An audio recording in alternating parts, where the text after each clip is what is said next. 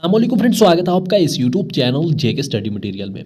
तो जेके बोर्ड्स के जितने भी 10th 11th 12th क्लास के स्टूडेंट्स हैं जिनका यहाँ पर सितंबर अक्टूबर सेशन में प्राइवेट एग्जाम्स हुए हैं 2023 सेशन के, तो यहाँ पर स्टूडेंट्स को डाउट है कि हमारा रिजल्ट कब तक आएगा, क्या हमें ग्रेस मार्क्स मिलेंगे या नहीं मिलेंगे, और हमारी मार्किंग जो है वो किस हिसाब से होगी, कैसे होगी, प्राइवेट की मार्किंग कैसे होती है। तो ये मैं आपको यहाँ डिटेल में समझाऊंगा, आपने ये वीडियो एंड तक देखना है। देखो, पहले अगर हम बात करें आपका रिजल्ट कब तक आएगा, जितने भी यहाँ पर प्राइवेट स्टूडेंट्स हैं 10th एंड 12th क्लास के, जो 10th और 12th क्लास के प्राइवेट स्टूडेंट्स हैं जिन्होंने एग्जाम दिया, उनका यहाँ पर रिजल्ट 20 नवंबर से पहले कोई भी पॉसिबिलिटी नहीं है।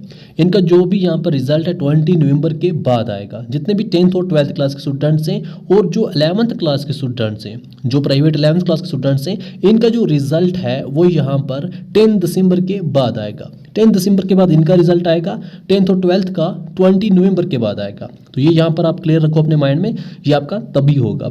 तो यहाँ पर ये होगा आपकी रिजल्ट डेट वगैरह। एंड अगर बात करें ग्रेस मार्क्स की, तो यहाँ पर एज पर रूल अगर आपको ओवरऑल 5 मार्क्स कम होते हैं टोटल आपके सब्जेक्ट्स में, तो आपको ग्रेस मार्क्स मिलेंगे। इस पर मैंने ऑलरेडी डिटेल में समझाया भी है कि कैसे आपको ग्रेस मार्क्स मिलते हैं। तो यहाँ पर भी वो सेम रेगुलर वाला रूल है कि आपको ग्रेस मार्क्स मिलेंगे अगर नीड पड़ी।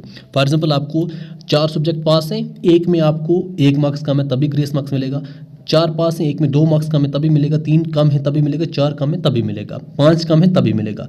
अगर आपको 3 किताबें पास हैं, 2 बैक हैं, एक में 3 मार्क्स कम है, एक में 2 मार्क्स कम है, ओवरऑल 5 कम होने चाहिए तभी आपको ग्रेस मार्क्स मिलेंगे। ये बात याद रखना, ओवरऑल 5 मार्क्स कम होने चाहिए, चाहे एक सब्जेक्ट में है, 2 में है, 3 में है या 5 में है, तो आपको ग्रेस मार्क्स मिलेंगे। किस हिसाब से होती है मार्किंग? सेम होती है जैसे यहाँ पर रेगुलर स्टूडेंट्स की होती है, सेम ऐसे प्राइवेट स्टूडेंट्स की भी होती है, कोई चेंजिंग नहीं। इसमें भी बहुत स्टूडेंट ऐसे होते हैं जो 100 मार्क्स लेते हैं किसी सब्जेक्ट में, प्राइवेट में भी 100 मार्क्स लेते हैं सब्जेक्ट में। अब मसला ये होता है कि कुछ स्टूडेंट ऐसे बोलते हैं कि हमारे मार्क्स अच्छे नहीं आए प्राइवेट में या हमें फेल रखा गया। उसका रीज़न ये होता है रेगुलर में फिर जब डेट शीट आती है उससे पहले नोट्स बनाए होते हैं स्टूडेंट्स ने, फिर प्रिपेयर करते हैं। प्राइवेट में बिल्कुल टेंशन नहीं लेते, नकल के भरोसे जाते हैं बहुत स्टूडेंट, तो फिर बोलते हैं यहाँ पर पास नहीं करते, वो नहीं करते, ये नहीं करते, हमने तो अच्छे खासे मार्क्स किए थे तो वो नकल के किए थे। तो नकल कभी सही भी नहीं होती। क्वेश्चन कुछ और पूछा, आपने कुछ और लिखा है, क्या पता वो करेक्ट आंसर लिखा है, गाइड जो आपने यूज़ किया वो ठीक था या नहीं था, गलत लिख लिया, तो ये रीज़न होता है। बाकी जो भी रेगुलर में जैसे मार्किंग होती है वैसे ही यहाँ पर प्राइवेट की भी होती है।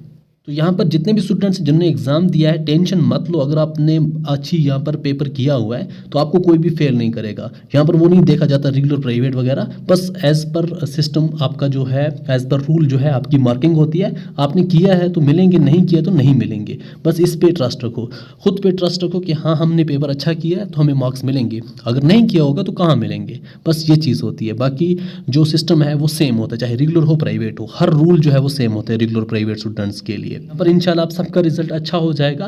एंड जो भी 11th क्लास के स्टूडेंट्स हैं जिनको यहाँ पर बैकलॉग था, अभी वो 12th के लिए प्रिपेयर कर रहे हैं, तो कंटिन्यू अपना 12th प्रिपेयर कंटिन्यू करो, क्योंकि 11th में आपके जैसे पास हो जाओगे तो आपको 12th रेगुलर एग्जाम देना है मार्च अप्रैल में। अगर खुदा न खास्ता किसी को 11th में बैकलॉग रहा तो वो 12th में रेगुलर एग्जाम नहीं दे पाएगा, ये भी याद रखना। तो यहाँ पर आपके लिए पॉसिबिलिटी खत्म हो जाएगी 12th का एग्जाम देने का। ऐसे ही अगर 10th क्लास के कोई स्टूडेंट ऐसे हैं जिनको अगर बैकलॉग है, 11th में अभी यहाँ पर हैं, 10th जैसे ही पास हो जाएगा तो आपका 11th कंटिन्यू रहेगा। एंड अगर किसी को 10th में बैकलॉग रहा भी, अभी भी 10th में बैकलॉग रहा, तो वो फिर भी 11th एग्जाम दे सकता है, इसकी टेंशन नहीं लेना। अभी फिलहाल के तौर पे अपना फोकस रखो जो आपकी नेक्स्ट क्लास है, जिसका एग्जाम आपको मार्च अप्रैल में होने वाला है, बस उस पर फोकस रखो। जो पास्ट में हुआ उसको साइड कर दो, बस खुद पे ट्रस्ट रखो। एंड मार्च अप्रैल के लिए तैयारी करो, जिस हिसाब से मैंने बताया है प्रिपेयर करो। बाकी आपके रेगुलर के हिसाब से वीडियोस आते रहेंगे।